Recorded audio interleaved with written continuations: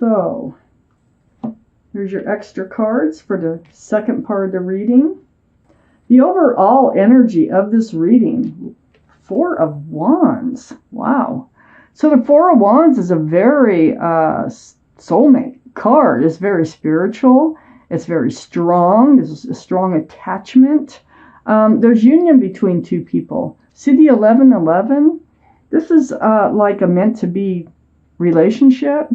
So the Four of Wands surround your entire reading. Lots of love, lots of joy associated with this card. Up here in your highest energy, you're feeling disappointed. You're feeling like your cups of love have been kicked over. But I call this the card of hope because there's two cups right behind you that are still standing up, but focusing on the spilled cups. Now, these are the two strongest energies in your whole reading. So what's going on here? Maybe you just hit a bump in the road in this relationship. Maybe you're just not feeling it like they are. I don't know. Let's just keep reading. I have the Hermit card right next to the Five of Cups. This is the card for Virgo. Virgo might be strong in your chart, their chart, or around this reading. But this is your time alone. This time alone that you're spending, you're seeking guidance for your path forward. You may not have a clue what your path is, or you may have more than one path to choose from. So the Hermit is here, very spiritual card. So the Hermit is saying, hey, look, we know that you are disappointed, that you have been let down in love. We also know that there is a very strong soulmate associated with you. So whether these are connected or not, I get the feeling they are connected. And they also, on the other side of the Hermit, I have the Six of Cups. This is another soulmate card.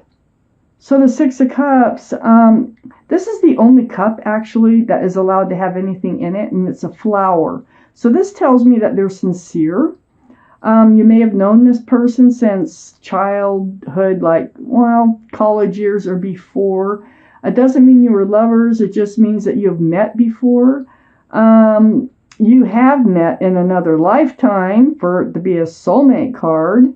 So the Hermit's kind of already pointing out, hey, you're really disappointed about a very loving and joyful relationship, whatever happened, but they are sincere, and if this is an apology that they're offering, they are very sincere. I have this, I feel like this isn't like an apology, that they messed up somehow, and they're trying to come in with this apology, like this, please, don't let this be over. Please, this is, I know I messed up, or whatever the deal is, but you're not really accepting that cup because you're focused on the spilled cups, not the full cups. So you're ignoring that offer. And this Four of Cups is right next to that Four of Wands, which is a very strong soulmate card. And then we have another soulmate card, the Lovers, right between the Six of Cups and the Four of Wands.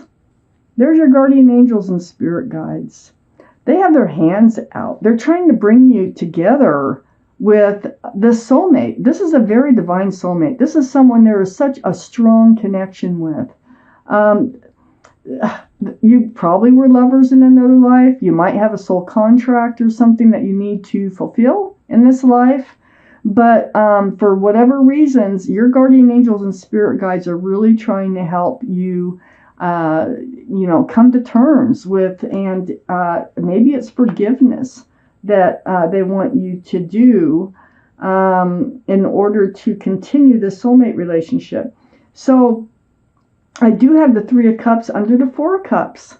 So it looks like, yeah, there will be a happy reunion. It is going to work out. You are going to come back together. Thank goodness. Your guardian angels and spirit guides are involved here. So this is about a happy reunion right here. This puts an end to all the pain, to all the thoughts that were going through your mind, all this truth, all this clarity. I mean, it comes out in this reunion, and it really does put things to rest. So you don't have to stay in the Five of Cups energy and looking at those spilled cups. There's hope. This is like a wish come true. This is a card of hope right next to the Ten of Swords and right under the Lovers card. So you have a lot of love. You figure out this is a wish come true. This person is very, very, very important to you.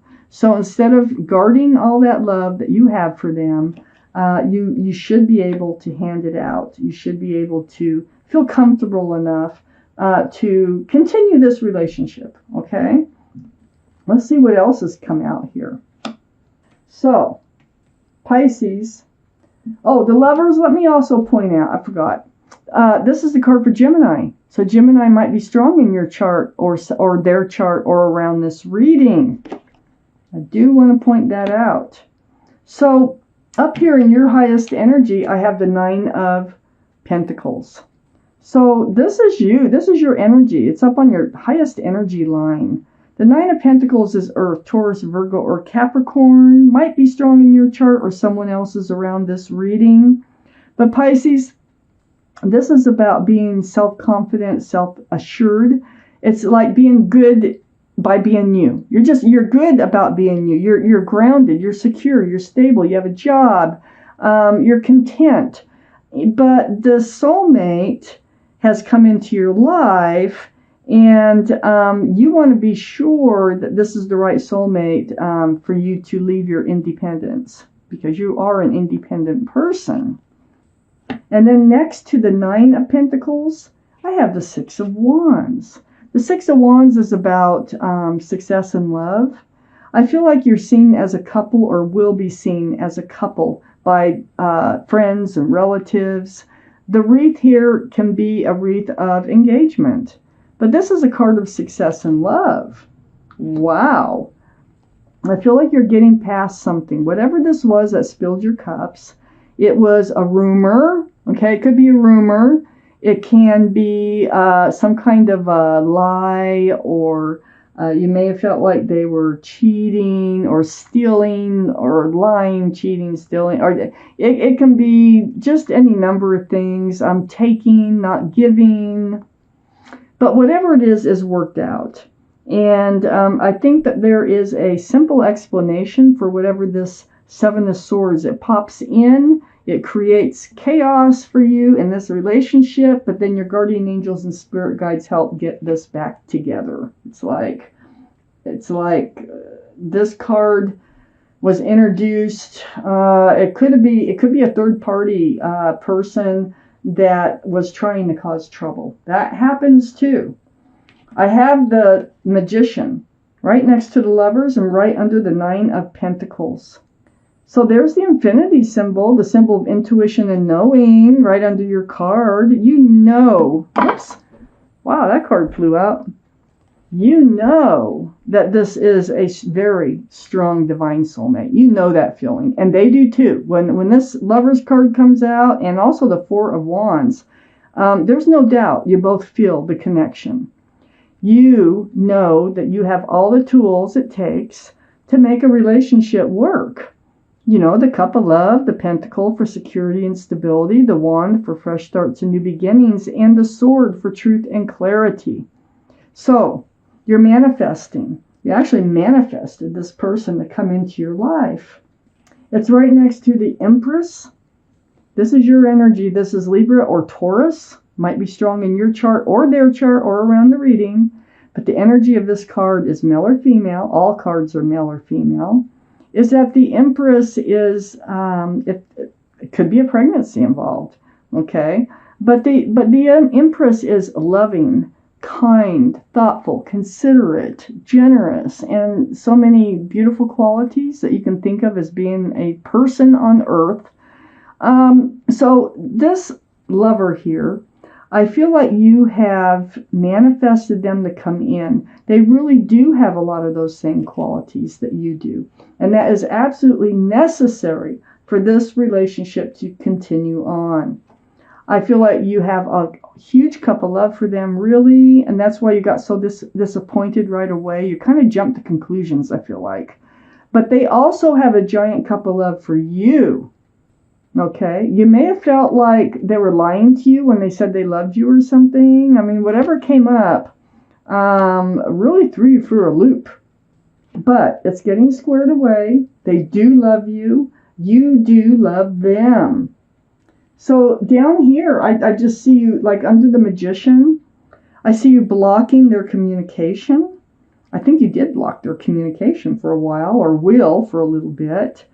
This could be other people's opinions, though, trying to come in, telling you, hey, you know, what you should do. And you're like, no, I'll handle this on my own. And it's also next to the Nine of Cups. So putting your love on a shelf, it's like, no, you really put your guard up when the Seven of Swords energy over here came into the picture. I think that you were thinking that this cup with the flower, remember I said it's the only cup that's allowed to have anything in it? I think that this is right under the Empress too, your energy here. I think you were thinking, oh my God, I picked the wrong cup again. Oh my God, now what? So you start blocking them, and you just instantly believe what it is that you hear or feel or whatever happened here, and you let it kind of take over for a while. But you do end up having a reunion. Your guardian angels and spirit guides help make this happen, and you end up having a meeting of the minds. This Two of Cups is right under the Ace of Cups and next to the Seven of Cups. Yes, you do discover that you both have full cups of love for each other. This is another soulmate card. 1, 2, 3, 4 soulmate cards in this reading. Is that all of them? That might be all of them in the whole deck. So you do have a meeting of the minds, and yet you have a meeting of the hearts, and you do come back together. There's a lot of love between the two of you. So, it's not over yet. This week, I have the Law of Attraction cards by Jerry and Esther Hicks. I've had these for a long time. Actually saw Esther Hicks after Jerry passed at a convention and bought these cards there. But that was a long time ago in Denver. And so this is the teachings of Abraham, which is who Esther Hicks channels through. And they're from the universe. Abraham is actually a group of spirits, you might want to call them. They are energies from the universe, and they are here to help people. So I'm going to take a card here. May or may not have to do with your reading, but it's something that they feel you need to know. So shuffle them, and then I'm going to cut them and take the bottom card. And this is your card. The law of attraction treats my imagination as reality. Ooh, that's a big one. Okay, so let me read it to you. The universe, which is responding to the thoughts you are thinking, does not distinguish between thought from your observation of some observed reality and a thought brought about by your imagination. In either case, the thought equals your point of attraction. And if you focus upon it long enough, it will become your reality. So, this is the card. You can pause it, you can read it, you can do what you want with it. But this is your advice from the universe.